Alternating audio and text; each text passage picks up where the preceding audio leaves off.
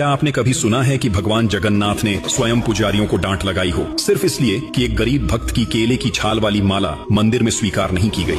कहते हैं कि रघुदास पुरी के एक महान भक्ति योगी थे जो भगवान राम के परम भक्त थे। उनका आश्रय जगन्नाथ मंदिर के सिंहद्वार के पास एक बड़े छत्र के नीचे था। एक दिन उन्होंने मंदिर में प्रवेश किया और देखा कि भगवान जगन्नाथ के सामने राम, लक्ष्मण और सीता का दिव्य दर्शन हो रहा है। यह दृश्य देखकर रघुदास को यह विश्वास हो गया कि जगन्नाथ और रामचंद्र एक ही देवता हैं और उनकी भक्ति का स्वभाव सखा प्रेम में बदल गया। एक दिन रघुदास ने अत्यंत प्रेम से भगवान के लिए एक सुंदर माला तैयार की। माला तो उन्होंने फूलों से बनाई थी, लेकिन डोरी न मिलने के कारण उन्होंने केले के पेड़ की छाल को धागे की तरह इस्तेमाल किया। भक्ति उनकी सच्ची थी, परंतु मंदिर के नियम कठोर थे। जब उन्होंने माला पुजारी को दी तो उसने तुरंत मना कर दिया, क्योंकि केले की छाल मंदिर में अपवित्र मानी जाती थी। यह सुनकर रघुदास का हृदय टूट गया। वह माला लेकर अकेले रोते हुए अपने आश्रय लौट गए। उस रात मंदिर के पुजारियों ने व्रत रखा। उम्मीद थी कि भगवान स्वयं कोई संकेत देंगे, और सच में रात के गहरे सन्नाटे में भगवान जगन्नाथ उनके सपने में प्रकट हुए। भगवान ने कठोर स्वर में कहा, तुमने रघुदास की माला ठुकराकर उसकी भक्ति का अपमान किया है। वह माला मेरे लिए सबसे प्रिय है, क्योंकि वह प्रेम से बनी थी, न कि नियमों से। वह इस समय घर में बैठा रो रहा है, भूखा प्यासा। जब तक उसकी माला मेरे गले में नहीं चढ़ाई जाती,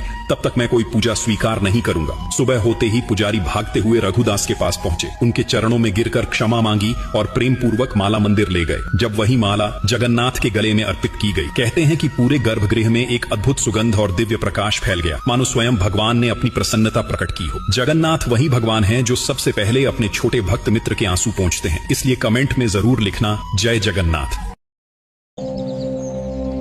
वीडियो को लाइक करें, चैनल को सदस्यता लें और बेल आइकन दबाना न भूलें।